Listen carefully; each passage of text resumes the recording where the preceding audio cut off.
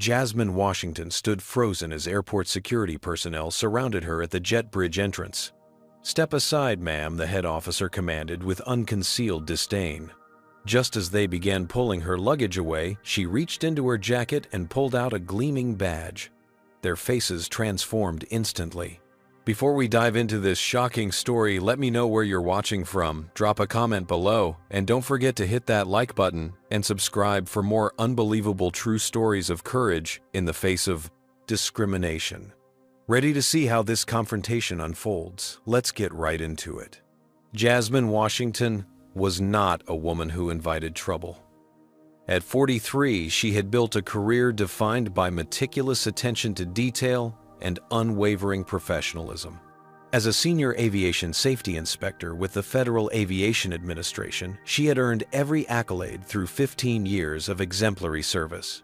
But on this particular Tuesday morning at Chicago O'Hare International Airport, trouble had found her anyway. The journey to her current position hadn't been easy. Growing up in a middle-class neighborhood in Atlanta, Jasmine had always been fascinated by flight.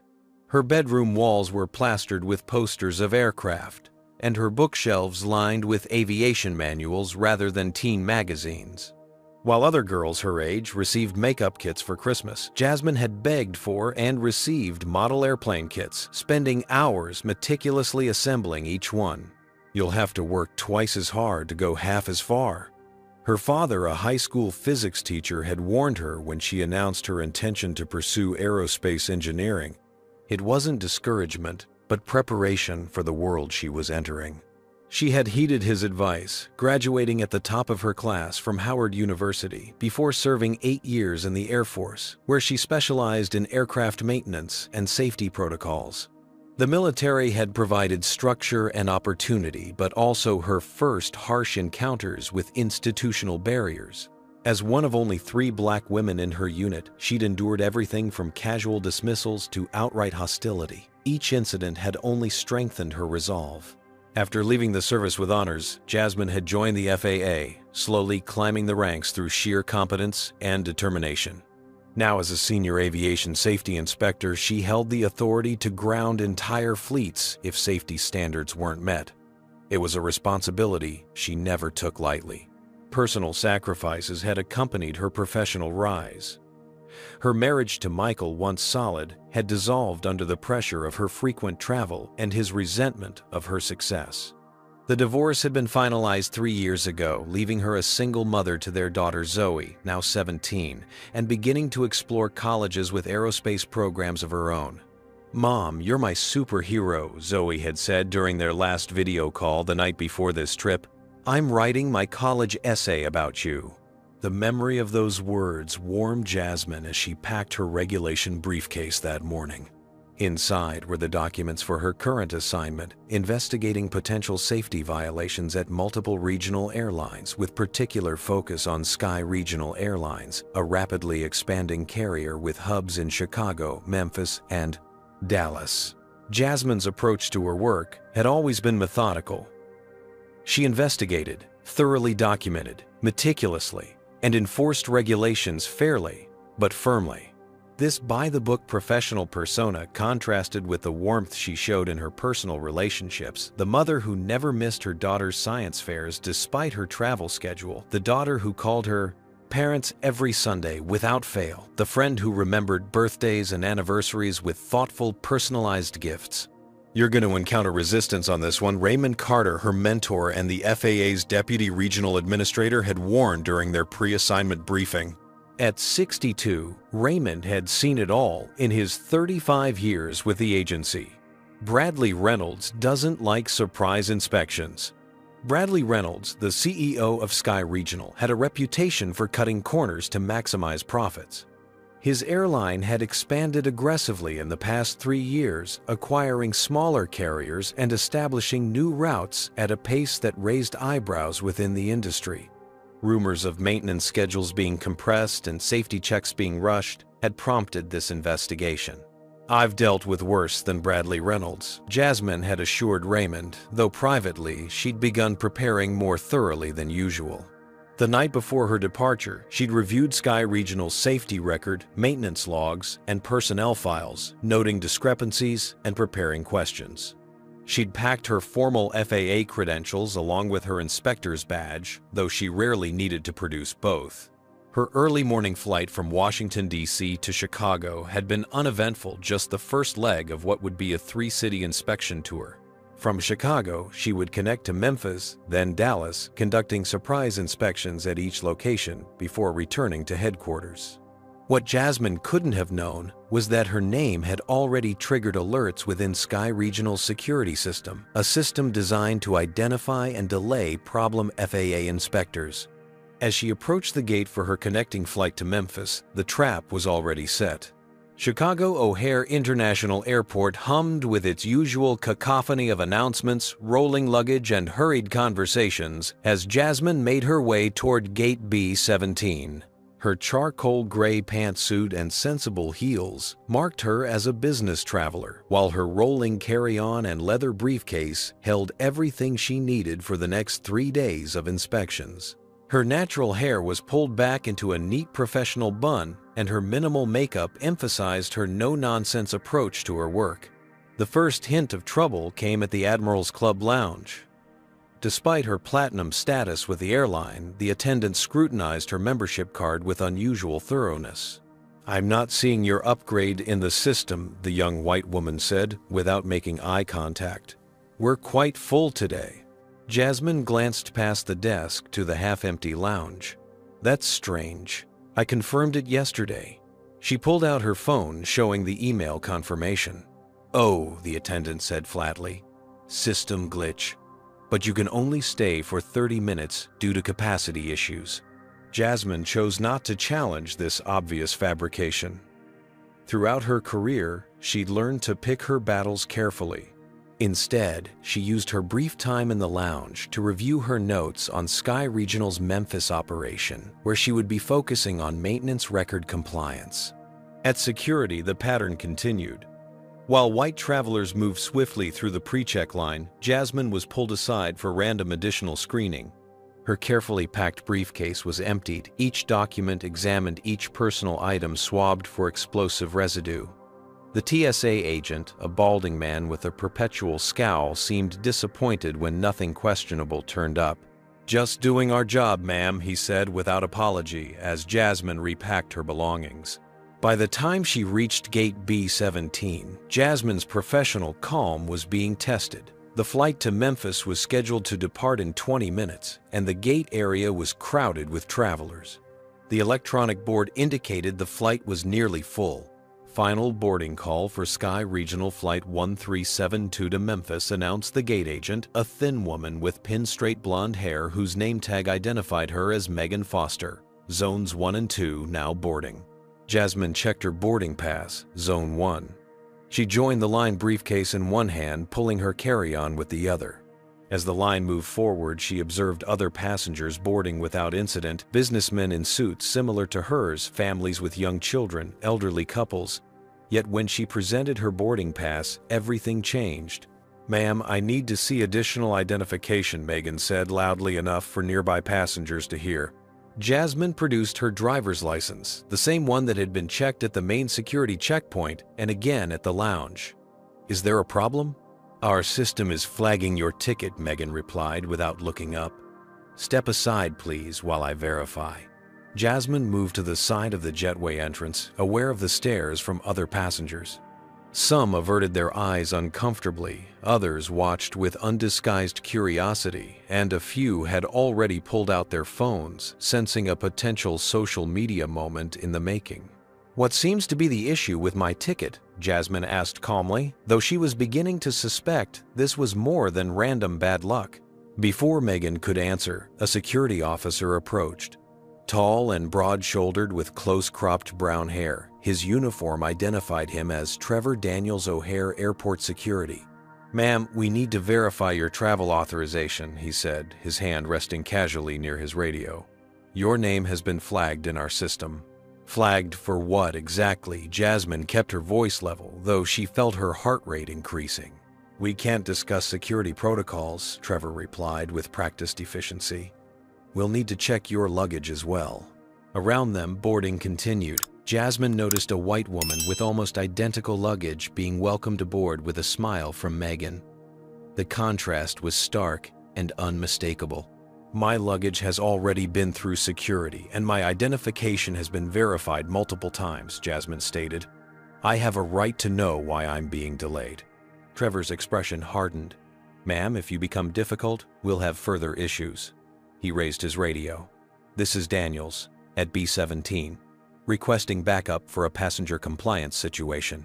The situation was escalating rapidly. 2 more security officers appeared at the periphery of the gate area. Passengers now openly filmed the confrontation on their phones. Jasmine heard snippets of their whispered commentary. What did she do? Always causing trouble. Just comply and there won't be an issue.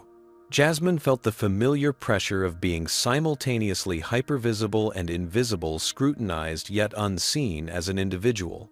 She'd experienced this duality throughout her career, but never quite so blatantly. "I'm not being difficult," she said, clearly conscious of the recording devices around her. "I'm requesting clarification about why I'm being prevented from boarding a flight for which I have a valid ticket and all required identification." Megan, the gate agent, smiled thinly. "It's just protocol, ma'am. If you'll step over here." "Which protocol specifically?" Jasmine pressed. "I travel weekly for my job and have never encountered this protocol before." Trevor stepped closer, invading her personal space. "Ma'am, we're going to need to examine your luggage now." He reached for her carry-on without waiting for permission. Another officer approached from behind and attempted to take her briefcase. This crossed a line. That briefcase contained confidential FAA documents related to her inspection. Jasmine felt the weight of the moment pressing down on her. She had 2 choices: continue this increasingly hostile interaction as a private citizen being unfairly targeted, or reveal her professional identity. She had always preferred to travel incognito, conducting her inspections without the airlines having advance warning. But as Trevor began unzipping her carry-on and the second officer tugged at her briefcase, she made her decision. Years of experiencing microaggressions had taught her when to stand her ground. This was one of those moments. "That's enough." Jasmine's voice cut through the tension with quiet authority. She reached into her jacket's inner pocket and withdrew a leather credential holder. With deliberate slowness, she flipped it open, revealing the gleaming metal badge of the Federal Aviation Administration and her official identification card with the bold words, "Senior Aviation Safety Inspector," beneath her photograph.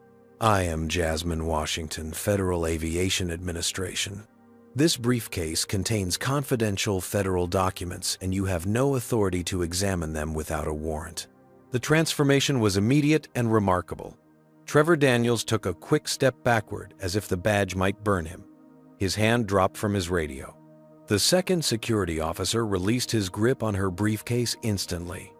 Around them, the hushed conversations of onlookers grew louder, phones still recording. We didn't realize."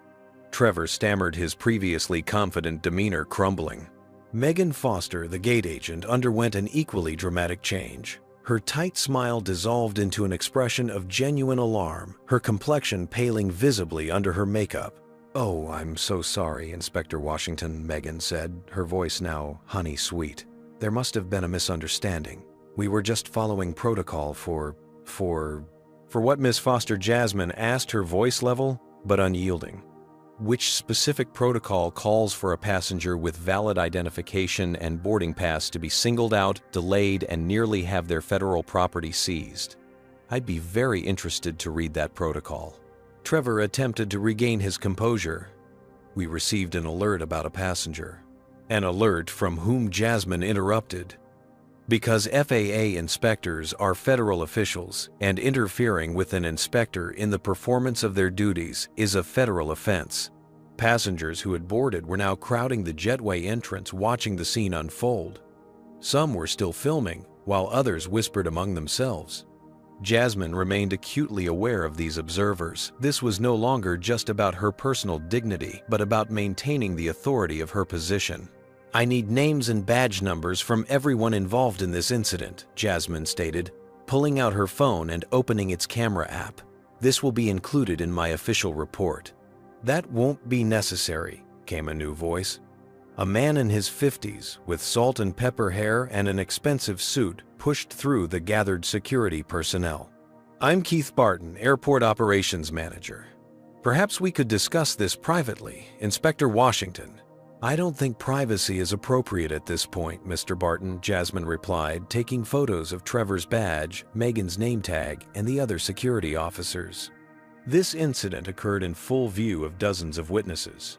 I've been publicly humiliated and delayed in performing my official duties.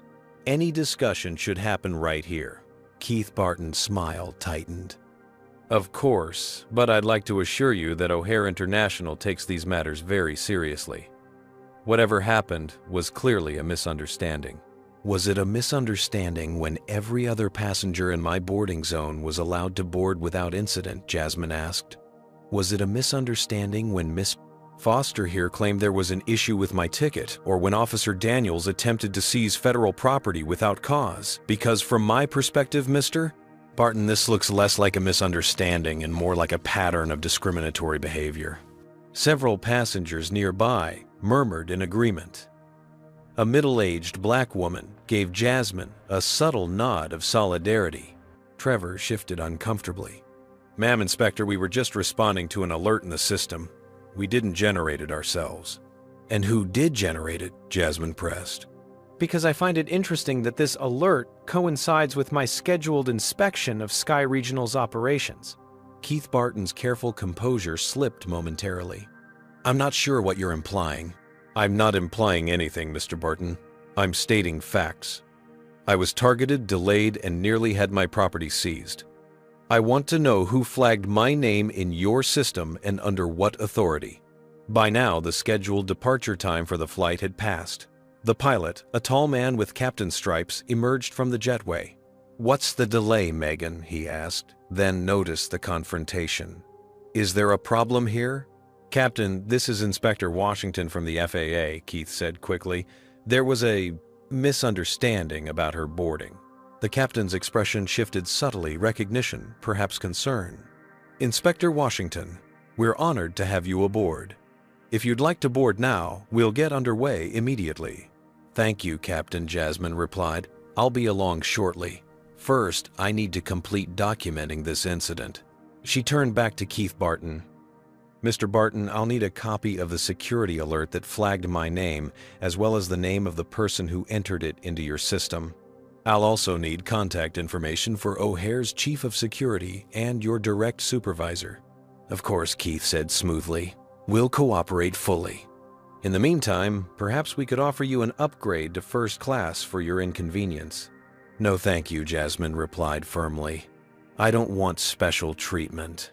I want the same respect and dignity afforded to every other passenger. My assigned seat will be fine. Megan hurriedly scanned Jasmine's boarding pass, avoiding eye contact. You're all set, Inspector. Have a pleasant flight. Jasmine reclaimed her carry-on, adjusted her grip on her briefcase, and walked with deliberate calmness down the jetway. Behind her, she could hear Keith Barton already beginning damage control, instructing someone to handle the videos. Once aboard, Jasmine stored her luggage and settled into her seat. She maintained her professional composure, but inside her heart still raced. The confrontation had shaken her more than she cared to admit. Throughout her career, she had faced discrimination, but rarely so blatant and never with such apparent coordination. As the plane pushed back from the gate, Jasmine opened her laptop and began typing a detailed account of the incident, recording names, times, and specific statements while they remained fresh in her memory. This wasn't just about one unpleasant experience at an airport. There was something more systematic at work, and she intended to uncover exactly what it was. As Sky Regional Flight 1372 reached its cruising altitude, Jasmine reviewed the incident at O'Hare with growing suspicion. The methodical part of her brain, the part that had made her an excellent engineer and later an outstanding inspector, began organizing the facts, seeking patterns. This wasn't the first time she'd encountered resistance during her inspections. 3 months ago in Dallas, her hotel reservation had mysteriously disappeared. 2 weeks before that in Cincinnati, her rental car had been given away despite her confirmed booking. Last month in Detroit, she'd been detained at security for nearly an hour over an anomaly in her carry-on that turned out to be nothing. At the time, she'd attributed these incidents to the routine frustrations of frequent travel. Now, she wasn't so sure. Her phone vibrated with an incoming text. It was from Derek Simmons, a fellow FAA inspector based in the southern region. Heard you had trouble at ORD. Not the first. Call when you land. Jasmine frowned. How did Derek already know about what had happened less than an hour ago? She typed a quick acknowledgement and returned to her analysis. Opening her laptop, she pulled up the schedule of her inspection tour: Chicago, Memphis, Dallas, all Sky Regional hubs. She then opened another file containing her inspection history for the past 18 months. A pattern emerged that she hadn't noticed before. The travel disruptions had begun shortly after Sky Regional's rapid expansion, and specifically after Bradley Reynolds had taken over as CEO. Could it be coincidence? Possibly. But Jasmine hadn't risen to her position by believing in coincidences.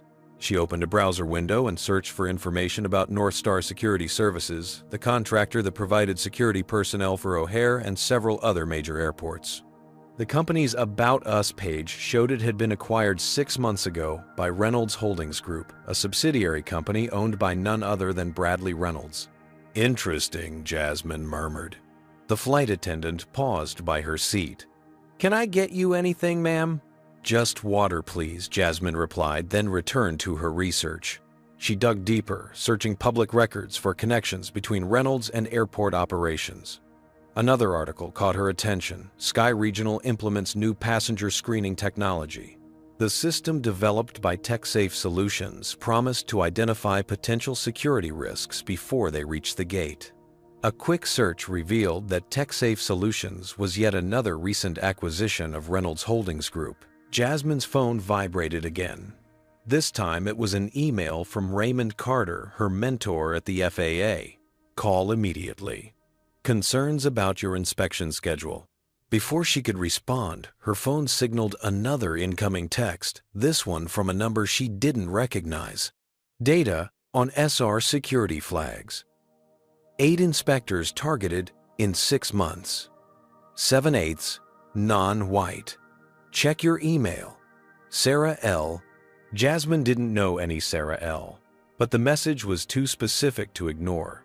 She checked her email and found a message in her spam folder from Slauson at techsafesolutions.com with the subject line Urgent, Security Protocol Violation. Attached was a spreadsheet. The document contained a list of names, all FAA inspectors, with dates, airports, and intervention types. Her own name appeared multiple times. Next to each entry was a color code with a key at the bottom: green for routine delay, yellow for extended screening, and red for maximum disruption.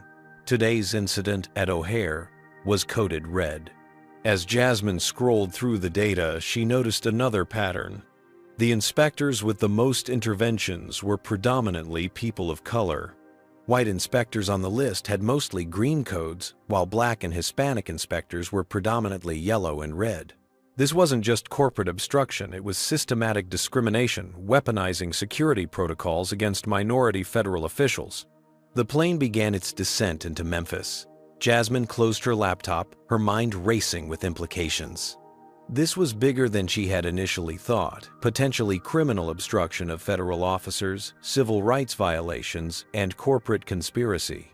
As the landing gear deployed with a mechanical thud, Jasmine made a decision. She would proceed with her scheduled inspection, but with a second unofficial investigation running in parallel. Someone was targeting FAA inspectors based on race, and they were using Bradley Reynolds' corporate empire to do it. The plane touched down at Memphis International Airport. As passengers began gathering their belongings, Jasmine remained seated, organizing her thoughts. When she finally stood to retrieve her carry-on, she noticed a man in a dark suit standing at the front of the cabin watching her. Their eyes met briefly before he turned and exited the plane ahead of other passengers.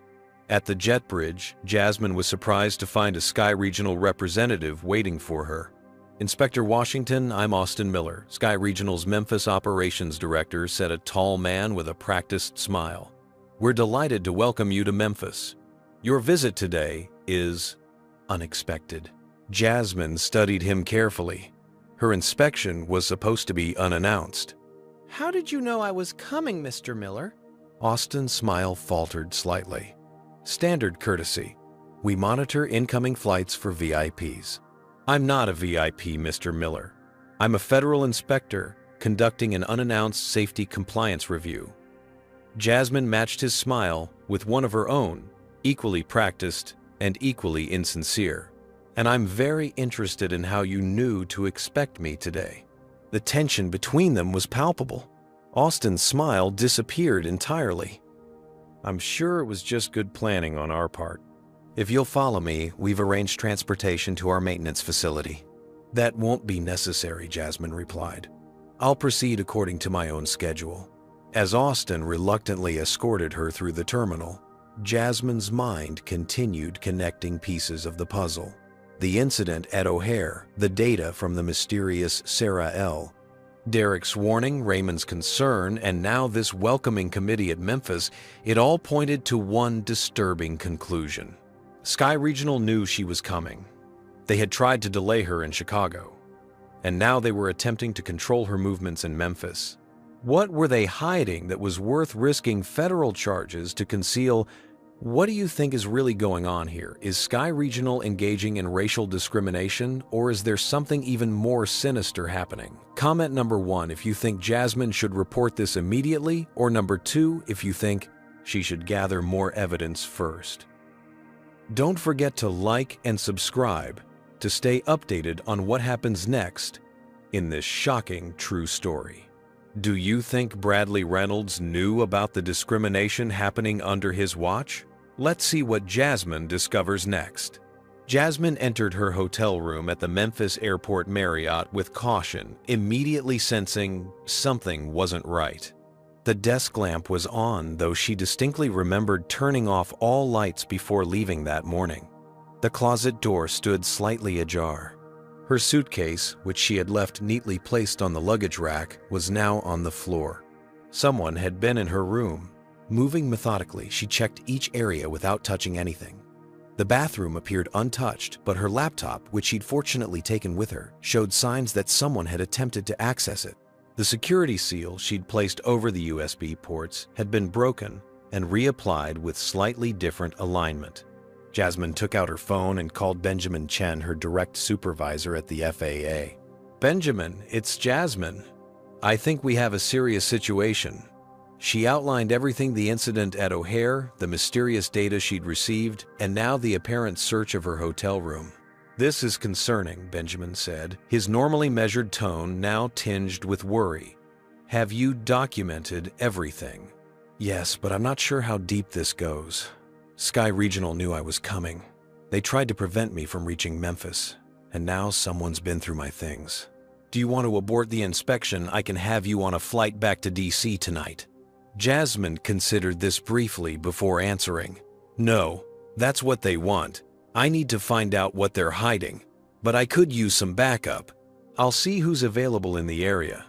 In the meantime, be careful and maintain documentation of everything. If what you're suggesting is true, Reynolds could be looking at federal charges for obstructing an inspection.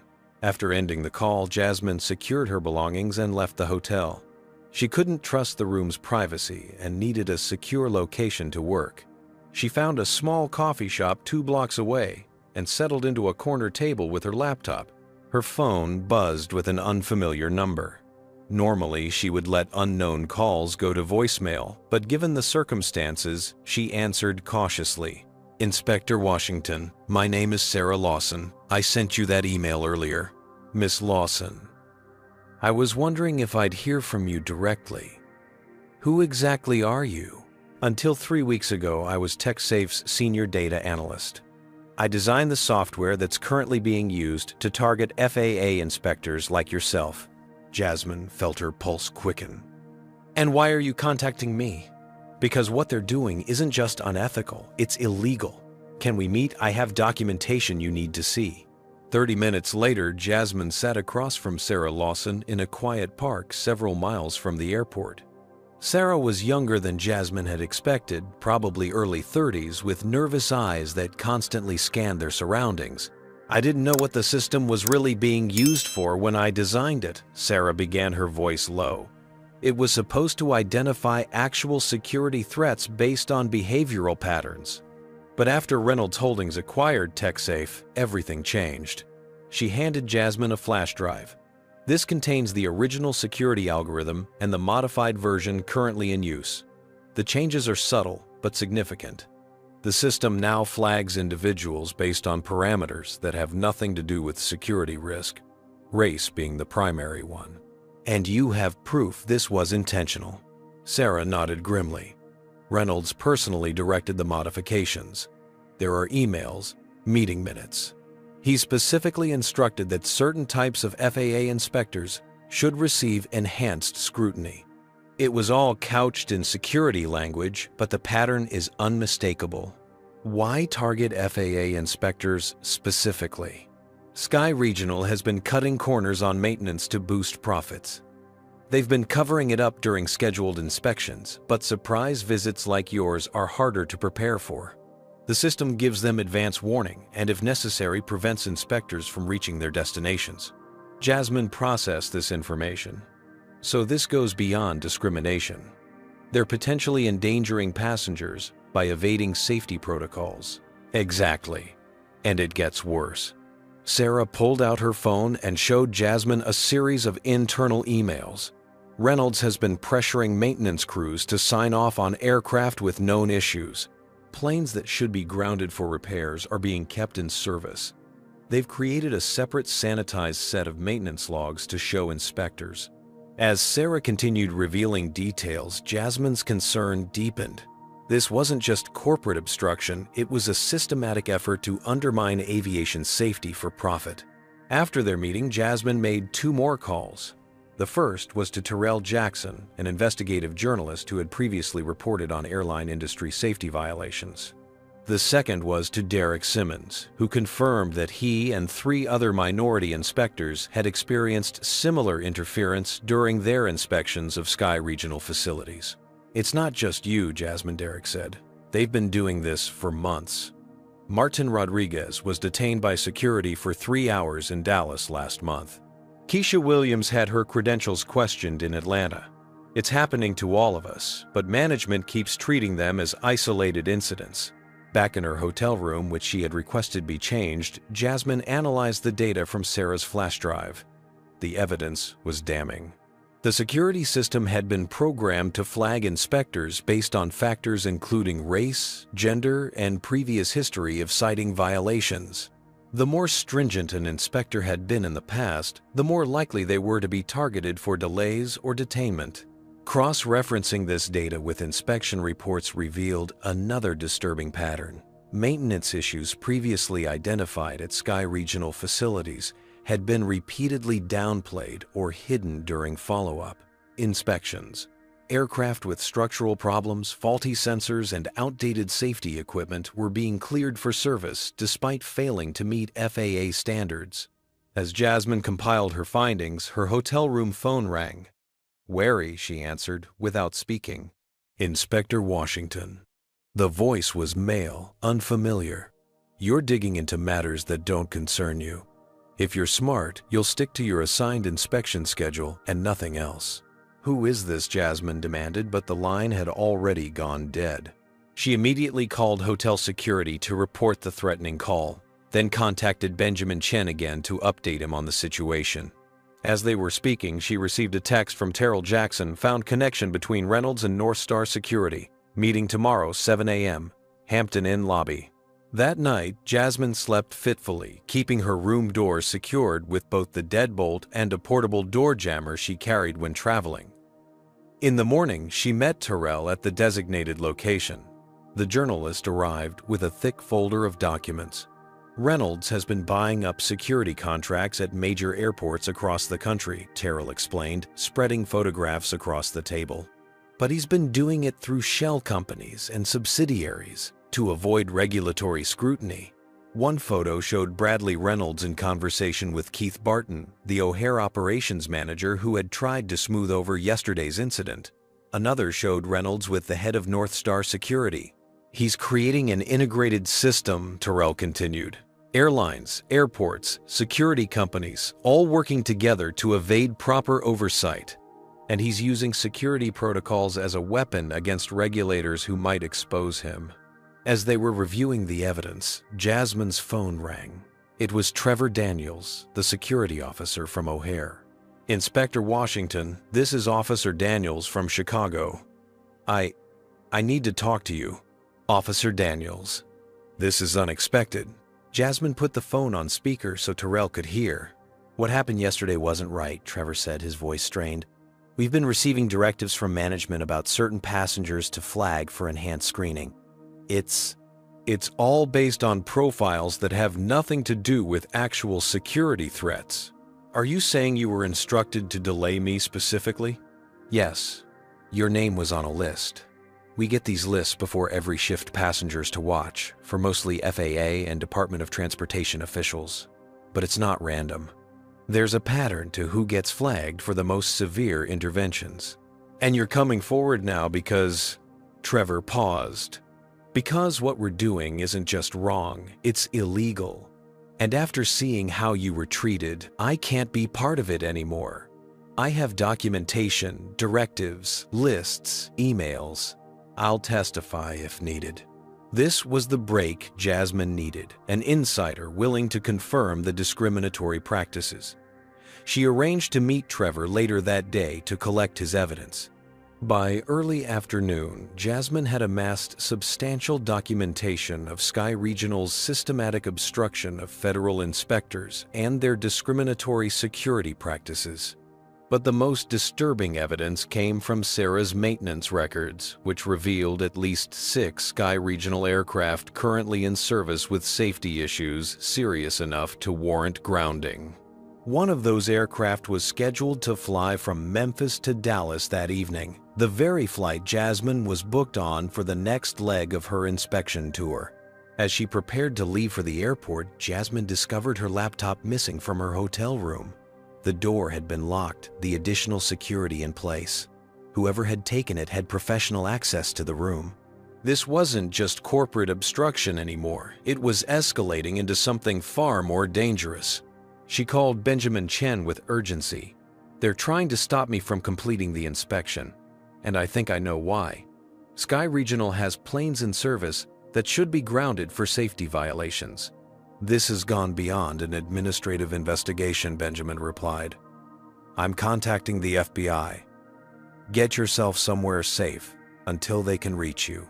But Jasmine knew there was no time to wait.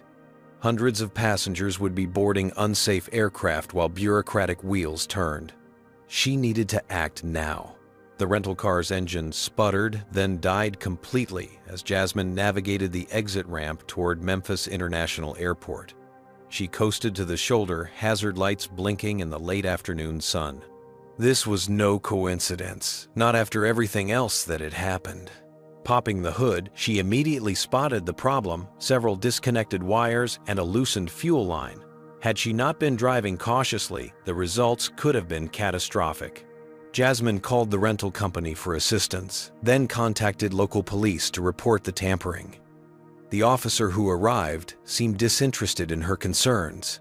"Probably just poor maintenance, ma'am," he said, barely glancing at the engine. "These rental companies don't check their vehicles properly." "Officer, I'm a certified aircraft engineer and an FAA inspector. These wires didn't disconnect themselves, and that fuel line was deliberately loosened. Someone tampered with this vehicle." The officer shrugged. "No witnesses, no cameras in the area? Not much we can do. You want to file a report, you can come down to the station after your tow arrives." Jasmine recognized the brush-off for what it was. She took photos of the damage herself, documented the officer's badge number and name, then arranged for ride-share transportation to the airport. She couldn't afford further delays. As she waited, her phone rang. It was Zoe, her daughter.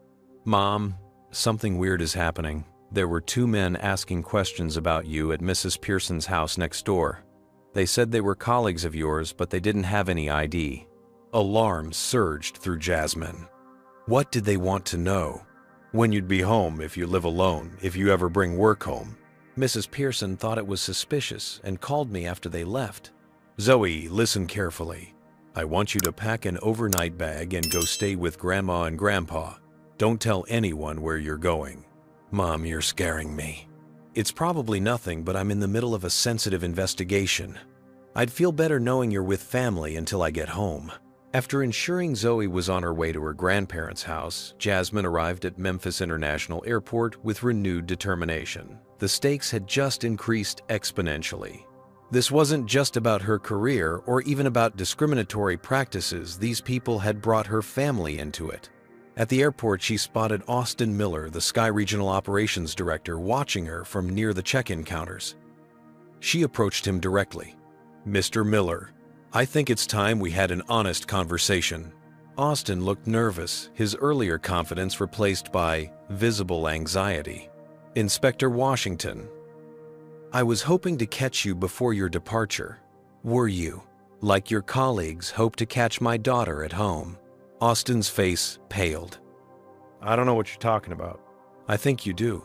Just like you know about the security targeting at O'Hare, the tampering with my rental car, and the maintenance violations Sky Regional has been covering up. Austin glanced around nervously, then lowered his voice. Look, I'm just following directions. I didn't sign up for any of this. Then help me stop it. People's lives are at risk. For a moment, Austin seemed to consider this. Then he shook his head. You don't understand. Reynolds has connections everywhere. Airports, security companies, even local police. If I talk, my career is over. If one of those planes goes down because of neglected maintenance, people die. How will your career look then? This struck a nerve. Austin hesitated, then whispered, There are bigger forces at work than you realize. Be careful. He walked away quickly, disappearing into the crowd. Jasmine proceeded to security hyper-aware of her surroundings. As she placed her items on the conveyor belt, her phone vibrated with a text from an unknown number. Storage closet near gate C12, 10 minutes. Come alone. T. Trevor Daniels, the security officer from O'Hare who had promised her evidence. Jasmine collected her belongings and made her way to Concourse C, constantly checking to ensure she wasn't being followed. The storage closet was unlocked as promised. Trevor was already inside, looking even more nervous than when she'd last seen him. I'm sorry about what happened in Chicago, he began without preamble. I've been part of this system for over a year, but I never understood the full scope until I started documenting patterns. What exactly have you been instructed to do? Jasmine asked. We receive daily lists of persons of interest, mostly government officials, inspectors, journalists. Each name comes with a color code indicating how aggressively we should intervene. But the pattern became clear. Minority officials consistently received the highest intervention codes, especially FAA inspectors visiting Sky Regional facilities. Trevor handed her a USB drive. This contains copies of those lists going back 6 months, along with the directives we received about how to handle each category. There are also recordings from our briefings, where supervisors explicitly instructed us to be more thorough with certain demographic groups. Who issues these directives? They come through our chain of command, but I've traced them back to TechSafe Solutions, the company that installed the enhanced security protocols at major airports. The same company Reynolds acquired last year. This aligned perfectly with Sarah Lawson's information. Trevor, do you understand what you're getting into by sharing this? Reynolds won't take this lightly. I know. But after seeing how you were treated and learning about similar incidents at other airports, I couldn't stay silent. This isn't security. It's systematic discrimination and corporate corruption. Trevor showed her additional documents revealing that Sky Regional had been using these security protocols to delay or prevent inspections of aircraft with known maintenance issues. They're buying time, Trevor explained. When an inspector is flagged in the system, maintenance crews receive alerts, giving them time to create the appearance of compliance. As they were reviewing the documents, Trevor's radio crackled. All units be advised. FAA Inspector Washington is to be escorted to the Sky Regional offices upon location. Director's orders. Trevor quickly turned down the volume. They're looking for you. You need to go. Jasmine gathered the evidence and prepared to leave. Thank you for doing the right thing. There's one more thing you should know, Trevor said gravely. The safety issues Sky Regional is hiding, they're not minor. We're talking about structural problems, faulty sensors, critical systems operating outside of safety parameters. They're gambling with people's lives to save money. This confirmed Jasmine's worst fears. She needed to get this information to Benjamin and the FBI immediately. As she left the storage area, she called her supervisor again. Benjamin, the situation is worse than we thought. I have evidence that Sky Regional is not only obstructing inspections, but actively concealing serious safety violations.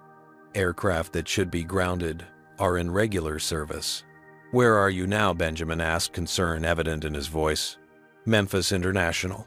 I'm supposed to fly to Dallas tonight on Sky Regional 2245, but I've learned that particular aircraft has documented sensor issues that haven't been addressed. Do not board that flight, Benjamin instructed firmly. The FBI has been notified. Special Agent Monica Rivera will contact you within the hour. Stay in public areas where you can be seen. As she ended the call, Jasmine noticed two security officers scanning the concourse, clearly looking for someone. She moved casually toward the busier central terminal area, keeping her face partially obscured while remaining in plain sight of security cameras and other travelers. Her phone rang again, an unknown number. Cautiously, she answered. Inspector Washington, this is Special Agent Monica Rivera, FBI. I understand you have information regarding potential federal violations by Sky Regional Airlines and its CEO. Yes, but the situation is developing rapidly. They're actively searching for me in the terminal right now. Stay where you are. I have agents en route to your location. We'll extract you safely and secure your evidence.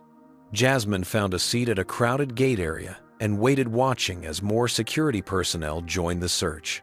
Her phone buzzed with another text, this one from Sarah Lawson. Urgent, Reynolds just ordered emergency server wipe at TechSafe. Evidence disappearing. Hotel room compromised. The net was closing in from all sides. Reynolds was eliminating evidence while his security forces hunted for her. Jasmine knew she couldn't wait for the FBI to arrive. She needed to preserve what evidence remained and ensure it reached the proper authorities. With determination, she formulated a plan. This had gone beyond professional obligation. It was now about preventing a potential tragedy and exposing a system that discriminated against people like her while endangering countless passengers. The battle lines were drawn, and Jasmine Washington was ready for the fight. 30 minutes later, Jasmine sat in a secure conference room at the FBI's Memphis field office. The sterile space, with its government-issue furniture and fluorescent lighting, provided a stark contrast to the chaos of the past 24 hours. Across from her sat Special Agent Monica Rivera, a sharp-eyed woman in her mid-40s whose no-nonsense demeanor reminded Jasmine of her former Air Force commander. Your evidence is compelling, Inspector Washington, Agent Rivera said, reviewing the materials spread across the table. Corporate obstruction, discriminatory security practices, safety violations. This case touches on multiple federal statutes. And it goes all the way to the top, Jasmine added. Bradley Reynolds has created an integrated system to shield his airline from proper oversight while endangering passengers. Agent Rivera nodded grimly. We've been investigating Reynolds Holdings for financial irregularities, but this adds an entirely new dimension. The deliberate targeting of federal officials based on race takes this beyond corporate malfeasance into civil rights territory. Jasmine's secure phone provided by the FBI after they determined her personal device might be compromised chimed with an incoming call. It was Benjamin Chen. Jasmine, I've briefed the FAA administrator and the Department of Transportation. They're fully supporting our action on this. How secure are you? I'm with the FBI in Memphis. Agent Rivera is coordinating the investigation. Good. We need to move quickly. Reynolds is already attempting damage control. He's issued a statement about disgruntled employees spreading misinformation and has his legal team preparing countersuits for defamation. Agent Rivera took over the call. Mr. Chen, we have enough to secure warrants for Sky Regional's records and Reynolds' communications, but executing those warrants will alert him to our full investigation. Once that happens, evidence will start disappearing even faster than it already is. What do you suggest? Benjamin asked. Jasmine had been considering this problem. We need to catch them in the act. If we move too soon, they'll deny everything and claim the evidence was fabricated or taken out of context. Agreed, said Agent Rivera. We need incontrovertible proof of the discrimination, the safety violations, and Reynolds' direct involvement. I have an idea, Jasmine said, leaning forward. Reynolds doesn't know exactly what evidence I've gathered or who's provided it to me. He's scrambling to cover his tracks, but he can't be sure what trails to eliminate. She outlined her plan. She would continue her inspection tour as scheduled, deliberately placing herself in the same position where she'd been targeted at O'Hare. This time, however, she would be wired with recording equipment, and FBI agents would be positioned to document the entire process. Meanwhile, additional agents would execute simultaneous raids on TechSafe Solutions and Sky Regional's maintenance facilities once the discrimination was documented. It's risky, Agent Rivera cautioned. Reynolds has already shown he's willing to go to extreme lengths to stop you. Which is exactly why this will work, Jasmine replied. He's desperate, and desperate people make mistakes. If I suddenly disappear from the investigation, he'll know something's wrong. But if I continue as if I'm still gathering evidence, he'll try to stop me again, this time with federal agents watching. After further discussion, they formalized the plan. Jasmine would book a return flight through O'Hare, deliberately scheduling it to coincide with Trevor Daniels' shift. Agent Rivera would coordinate with the Chicago field office to position agents throughout the airport. Trevor had agreed to wear a recording device during the pre-shift security briefing to capture any discriminatory instructions. Benjamin arranged for several other FAA inspectors to be visibly recalled from field assignments, creating the impression that the agency was pulling back rather than escalating its investigation. This would give Reynolds a false sense of security while actually tightening the net around him. Jasmine spent the next hours preparing meticulously. She worked with FBI technicians to ensure all evidence was properly documented and secured in multiple locations. 3 complete copies of everything were created, one for the FBI, one for the FAA, and one that would remain with Jasmine's attorney. If anything happens to me, she instructed, this information goes immediately to Terrell Jackson at the National Investigative Reporter.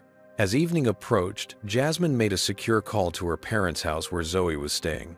"How are you holding up, sweetheart?" she asked, when her daughter came on the line. "I'm okay, Mom. Grandma and Grandpa are spoiling me rotten. But I'm worried about you. What's going on?" Jasmine considered how much to share. Zoe was 17, old enough to understand the severity of the situation, but still young enough that Jasmine wanted to protect her from worry. "I'm investigating some serious safety violations, and the company involved isn't happy about it. I'm being careful, and I have help from the FBI." "The FBI, Mom? That sounds dangerous." "It's mostly paperwork and evidence gathering," Jasmine reassured her, downplaying the risks. "But I need you to stay with Grandma and Grandpa until it's resolved." After saying goodbye to Zoe, Jasmine received another update from Sarah Lawson, who had been placed under FBI protection after providing her testimony. "Reynolds is getting nervous," Sarah reported. "He's called an emergency board meeting for tomorrow morning. The official agenda is responding to regulatory overreach. But my sources say he's looking for approval to implement emergency protocols at all Sky Regional facilities." "What does that mean?" Agent Rivera asked. "It means they're going to destroy evidence on a massive scale," Sarah explained. "Server wipes document shredding the works. And they'll replace key personnel at security checkpoints with people loyal to Reynolds." This accelerated their timeline. Instead of waiting for Jasmine's next scheduled flight, they would need to move immediately. Agent Rivera coordinated with the FBI's Chicago office to position agents overnight. Jasmine would fly to O'Hare first thing in the morning, deliberately arriving at the security checkpoint where Trevor worked. As they finalized the details, Jasmine received a disturbing call from Terrell Jackson. "I've been doing some digging into Reynolds' background," the journalist said. "He's not just trying to avoid safety violations, he's actively covering up a pattern of incidents. 3 near misses in the past year involve Sky Regional aircraft with maintenance issues that match what you've found. The NTSB investigations were somehow diverted or minimized." "How is that possible?" Jasmine asked. "Reynolds has friends in high places, political connections, former colleagues now in regulatory positions. He's built a protection network that extends beyond his own companies." This information added urgency to their plan. If Reynolds had corrupted individuals within regulatory agencies, their window for action was even smaller than they'd thought. That night, in a secure hotel room arranged by the FBI, Jasmine reviewed all the evidence once more. She organized a detailed timeline of events connecting the discrimination against minority inspectors to specific safety violations Sky Regional had concealed. The pattern was clear and damning. Reynolds had weaponized security protocols to prevent inspections of aircraft with known safety issues, deliberately targeting inspectors based on race to avoid scrutiny. She prepared herself mentally and emotionally for what would come next.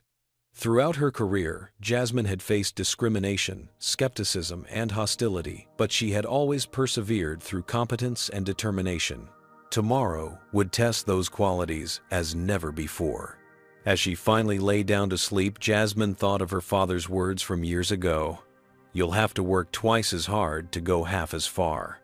She had accepted that reality long ago.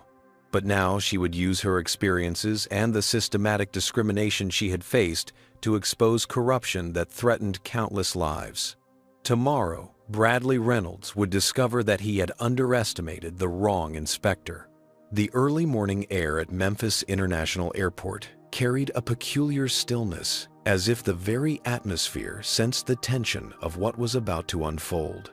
Jasmine moved through the terminal with practiced composure, her carry-on rolling smoothly behind her, her briefcase held firmly in her left hand. Beneath her jacket, a slim recording device captured every sound, its feed transmitting directly to Agent Rivera's team.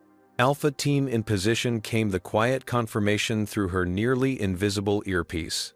Beta Team has eyes on the checkpoint. Jasmine gave no indication she'd heard, maintaining her steady pace toward the security area. According to their intelligence, Bradley Reynolds had flown into O'Hare the previous evening for what was officially described as a routine operations review. The timing was too convenient to be coincidence. As she approached the TSA pre-check lane, she spotted Trevor Daniels at his station. Their eyes met briefly, no acknowledgement, as they'd agreed. Trevor had already transmitted recording of that morning's security briefing, during which Keith Barton had explicitly instructed the team to flag Jasmine for maximum security protocol and detain her in a private screening room. "Subject approaching checkpoint," Agent Rivera murmured in Jasmine's ear.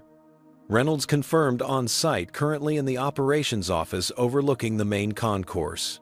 Jasmine joined the security line, presenting her ID and boarding pass with the same professional detachment she'd shown countless times before. The first TSA agent processed her credentials without incident, but as she approached the scanner, she noticed Keith Barton emerging from a side office, speaking urgently into his radio. Everything proceeded according to plan. As Jasmine collected her belongings from the scanner belt, Trevor approached with another security officer. "Ma'am, you've been randomly selected for additional screening," he announced, loudly enough for nearby passengers to hear. "Please step aside." "Is there a problem?" Jasmine asked, maintaining the script they'd rehearsed. "Just routine, ma'am," Trevor replied, though his eyes conveyed a different message. Behind him, Keith Barton watched intently. Jasmine was escorted to a screening area, where her carry-on was emptied, its contents spread across the table. The other officer, whose name tag identified him as Sullivan, began aggressively questioning her about her travel purpose. "I'm traveling for business," Jasmine replied calmly. "What kind of business requires these?" Sullivan asked, holding up her FAA documentation folder without opening it. "That's confidential government material," Jasmine stated. Keith Barton approached his face, a mask of professional concern. "Is there an issue here?" This passenger has been flagged in our system, Trevor explained, following the script. Category red. Barton's expression shifted subtly, satisfaction briefly replacing concern. I see. Ma'am, we'll need to conduct a more thorough inspection in our private screening room. May I ask why I've been flagged? Jasmine pressed. I'm a frequent traveler with pre-check clearance. Our system has identified potential security concerns, Barton replied smoothly. It's for everyone's safety. Through her earpiece, Jasmine heard Agent Rivera, "We've got it all. Reynolds just received a text and is heading your way. Stand by for Phase 2. As if on cue, Sullivan received a radio call. Sir Director Reynolds is requesting an update on the situation. Barton stiffened. Tell him we're following protocol. Subject is being moved to secondary screening. I'd like to see this protocol that's being applied, Jasmine said firmly. And I'd like to know why I'm being singled out when other passengers with similar profiles are proceeding without incident. Ma'am, arguing will only prolong the process, Barton warned, his patience visibly thinning. Please cooperate or we'll need to involve airport police. Jasmine noted 3 white male business travelers passing through security without additional screening, their profiles virtually identical to hers except for race and gender. Those gentlemen seem to have similar carry-ons. Are they being screened as well? Barton ignored the question. Officer Sullivan, please escort Miss Washington to room B for additional screening. Sullivan moved to take Jasmine's arm, but she stepped back. I'm not refusing screening. I'm questioning discriminatory application of supposed security protocols. The confrontation was drawing attention. Nearby passengers had slowed to watch some openly filming with their phones. Through her earpiece, Jasmine heard Agent Rivera FBI Alpha Team moving into position. Reynolds, approaching from your 3 o'clock. And then Bradley Reynolds appeared, his expensive suit and confident stride, marking him as someone accustomed to authority. He conferred briefly with Barton before approaching Jasmine directly. Is there a problem here? Reynolds asked, his voice carrying the practiced concern of an executive addressing a customer service issue. Mr. Reynolds, Jasmine acknowledged, letting him know she recognized him. I was just asking why I've been flagged for additional screening when other travelers with similar profiles are proceeding without incident. Reynolds feigned surprise at her recognition. You know who I am. Bradley Reynolds, CEO of Sky Regional Airlines and Reynolds Holdings Group, which recently acquired North Star Security Services and TechSafe Solutions. Jasmine replied evenly. Quite a coincidence to find you personally supervising a random security screening. Reynolds' composed facade flickered momentarily.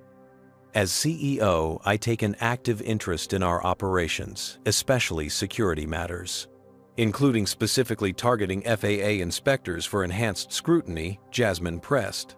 The terminal seemed to go quiet, though it was merely Jasmine's focus narrowing to this crucial moment. Reynolds glanced at Barton, then back to Jasmine. I don't know what you're implying, but our security systems use advanced algorithms to identify potential risks based on objective criteria.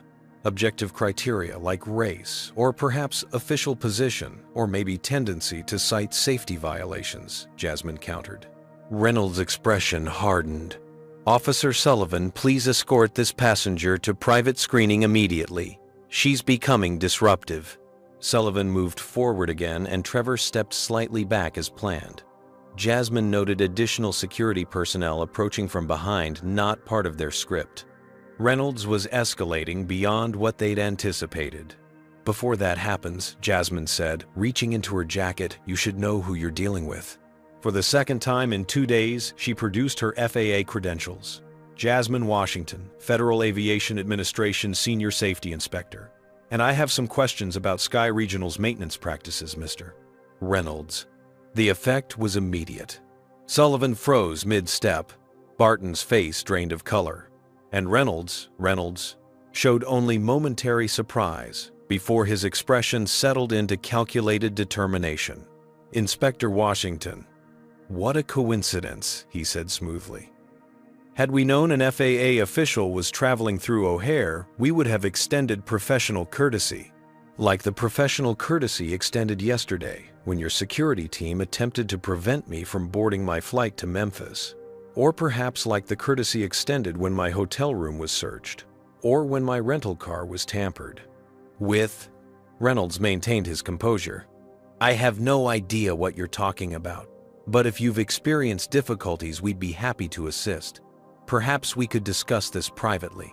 I don't think privacy is appropriate at this point, Mr. Reynolds. Jasmine stood her ground.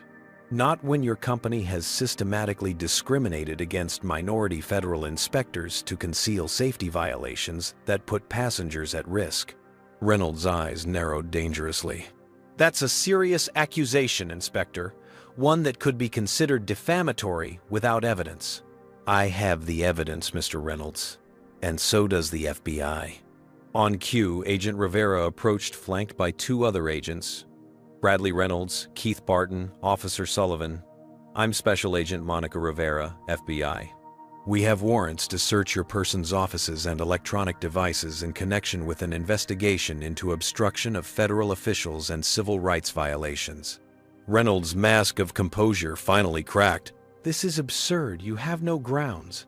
We have extensive documentation, Mr. Reynolds. Agent Rivera continued professionally, including recordings of your security teams being instructed to target minority inspectors, evidence of maintenance violations being concealed, and witness testimony from multiple sources within your organizations. As she spoke, additional FBI agents appeared throughout the terminal, some moving to secure offices, others approaching other security personnel identified in Trevor's evidence. Reynolds turned to Jasmine, rage barely contained beneath his professional veneer. You have no idea who you're dealing with, Inspector. On the contrary, Jasmine replied calmly. I know exactly who I'm dealing with. A man who weaponized discrimination to endanger passengers for profit. As Reynolds was read his rights, Jasmine felt no triumph, only grim satisfaction that a serious threat to public safety was being neutralized. The system she had dedicated her career to upholding had been corrupted, but today it was beginning to right itself. Through her earpiece, she heard confirmation that simultaneous raids were underway at Sky Regional's headquarters, TechSafe's offices, and multiple maintenance facilities.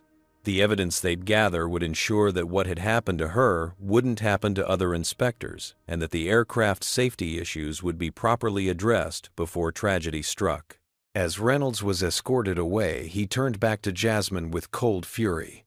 This isn't over, Washington. You're right, Mr. Reynolds, she agreed. It's just beginning. 6 months later, Jasmine Washington sat in a wood-paneled hearing room on Capitol Hill, adjusting the microphone before her as cameras flashed. The Senate Committee on Transportation Safety had convened its third and final day of hearings into what the media had dubbed the Sky Regional discrimination scandal. As the key witness, Jasmine had already provided hours of testimony detailing the systematic discrimination and safety violations she had uncovered. Inspector Washington said, Senator Eleanor Martinez, the committee chair, your courage in pursuing this investigation despite personal risk has been remarkable. Could you summarize for the committee the changes that have resulted from your actions? Jasmine looked out at the packed gallery. Among the faces she spotted Zoe, sitting proudly between her grandparents, Trevor Daniels in a new suit, Sarah Lawson looking much more relaxed than when they'd first met, and Benjamin Chen nodding encouragement from the back row. The most immediate result was the grounding of 27 Sky Regional aircraft, with maintenance issues that should have prevented them from flying, Jasmine began. The subsequent investigation revealed over 200 safety violations that had been deliberately concealed during previous inspections. She consulted her notes before continuing. Bradley Reynolds and 5 other executives have been indicted on multiple federal charges, including obstruction of federal officers, civil rights violations, and endangering public safety. Keith Barton and 12 security supervisors across 6 airports face similar charges for implementing the discriminatory security protocols. The facts were impressive, but Jasmine knew they didn't capture the full impact of what had occurred. Beyond the criminal cases, this investigation has forced a reckoning within the aviation industry. The FAA has implemented new protocols for inspector protection and anti-discrimination training. An independent commission is reviewing security practices at all major airports to ensure screening is based on legitimate safety concerns rather than discriminatory factors. Senator Martinez nodded. And Sky Regional Airlines itself, the company has undergone complete leadership restructuring under court supervision, Jasmine explained. A comprehensive safety audit was conducted across their entire fleet, resulting in significant improvements to maintenance practices. The discriminatory security software has been removed from all airports, and new oversight mechanisms have been established to prevent similar abuses. What Jasmine didn't mention was her own professional transformation. Following the investigation, she had been promoted to head a new FAA division focused specifically on integrity in aviation oversight, a role created in direct response to the systemic issues her case had exposed. Her team was developing innovative approaches to ensure inspections remained truly independent from the companies they regulated. After the hearing concluded, Jasmine met with Terrell Jackson, whose investigative reporting had helped bring the case to national attention. "The story's not over," Terrell said as they walked through the Capitol corridors. Reynolds' political allies are still trying to minimize the scandal, and some of his business practices have been adopted by other airlines. "Which is exactly why our work continues," Jasmine replied. "This case was never just about one airline or one CEO. It exposed vulnerabilities in the entire system."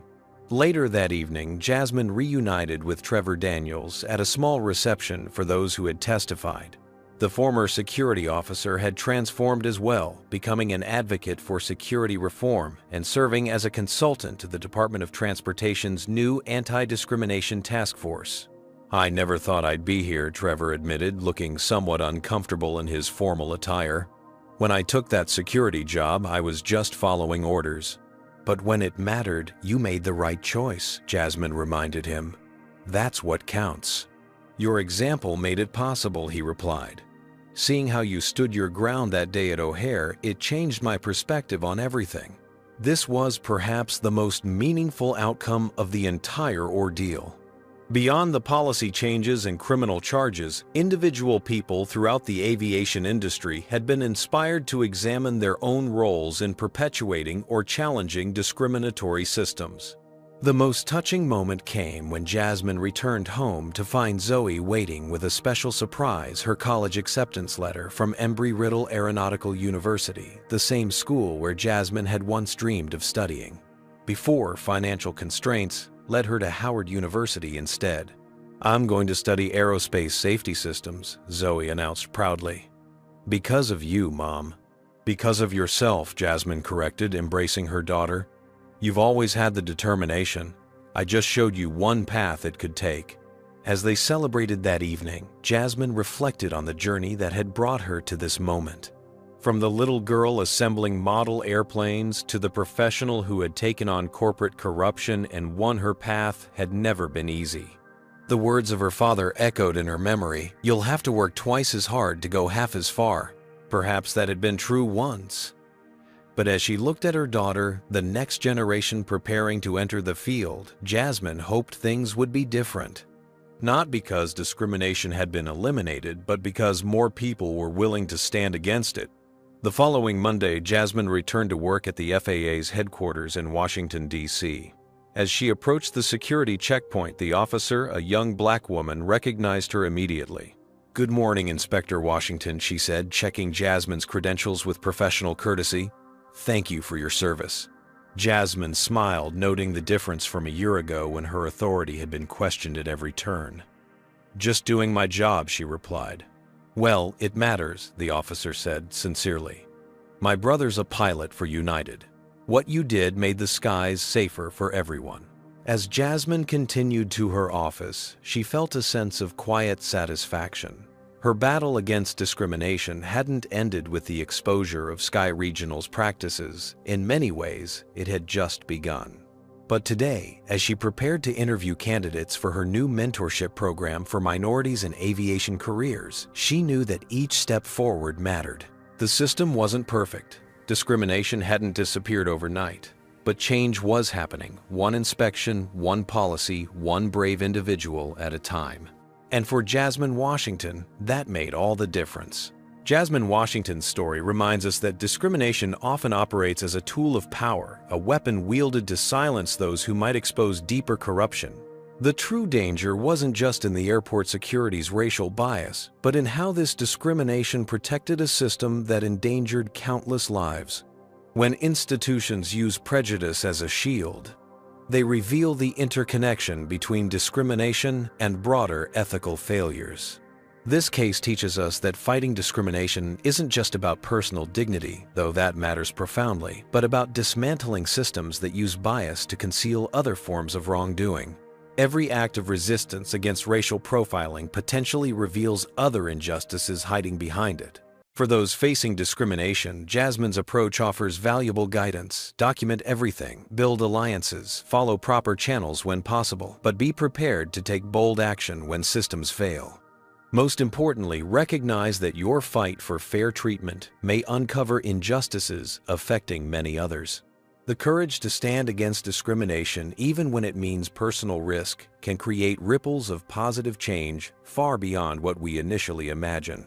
What discrimination have you witnessed in professional settings, and how did you respond? Would you have risked your safety and career like Jasmine, or taken a different approach? Comment below with your experiences or thoughts. If this story resonated with you, please hit that like button and subscribe to our channel for more powerful narratives about courage in the face of injustice. Share this video with someone who needs encouragement to stand up against discrimination in their workplace or community. Thank you for joining us for this powerful story. Remember, sometimes the most impactful thing you can do is simply refuse to let discrimination continue unchallenged, even when doing so comes at a personal cost. Your stand today might protect countless others tomorrow.